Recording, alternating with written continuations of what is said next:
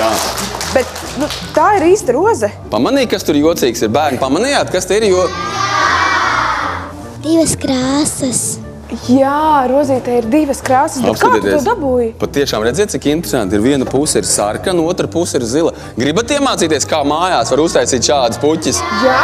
Un pārsteigt savus draudzenes un mammas, jā? Jā! Patiesībā viss ir ļoti, ļoti vienkārši. Pirmām kārtām būs vajadzīga, protams, roze, jā? Un ieteicams, lai roze ir baltā krāsā, jā? Jo baltās rozes vislabāk iekrāsojās, jā? Tā ir kaut kāda īpaša roze vai tā ir parasta? Pavisam ļoti parasta roze, jā? Labi. Un mums ir vajadzīgas krāsvielas. Pārtikas krāsvielas? Pilnīgi pietiek, ja mēs paņemam parastās krāsvielas, pārtikas krāsvielas, var pamēģināt arī mājās, pat arī ar gošām, ar akvareļiem, ar daudz dažādām krāsām var pamēģināt.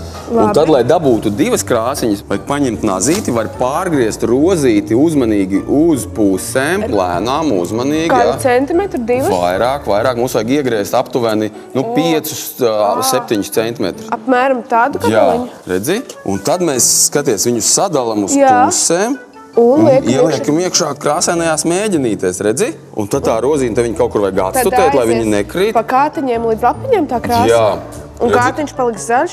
Kātiņš paliks tāpat zaļš, bet augšā rozīte veidosies daudz dažādās krāsās. Patur, es tev parādīšu, kāda man jau te ir sanākuši ziedi. Un cik ilgu laiku ir jāgaida? Kāds 2 vai 3 dienas, ko es tev parādīšu, redziet?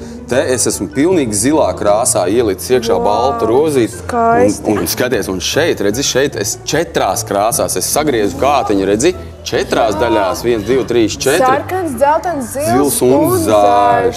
Bet Anta, man ir vēl viens mazs pārsteigums, ko parasti pie puķiem dāvina, un tas Ko tad dāvina pie puķiem? Kārtīte! Apsveikuma kārtīte, jā, lūdzu, Anta, lūdzu. Tā, paldies. Vari apskatīties, kas tur iekšā?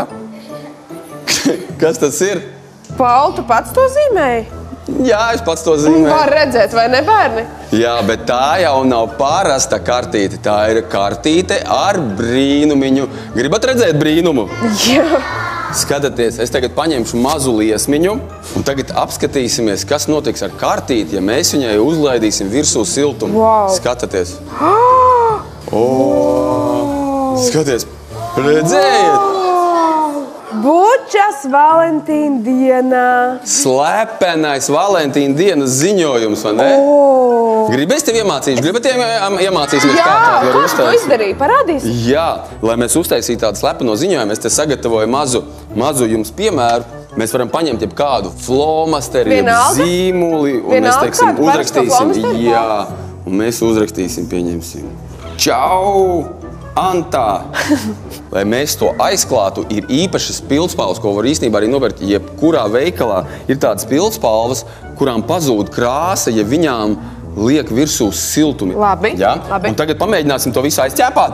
Tiem, kam mājās patīk ķēpāties, var ziniet, ko izdarīt? Man ļoti patīk ķēpāties. Jums patīk ķēpāties?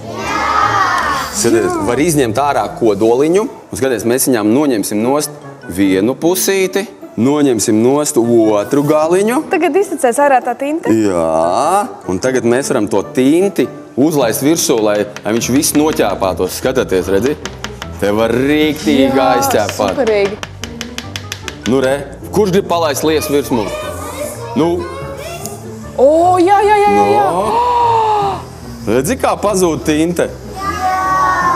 Jums patīk? Zili brīnumi!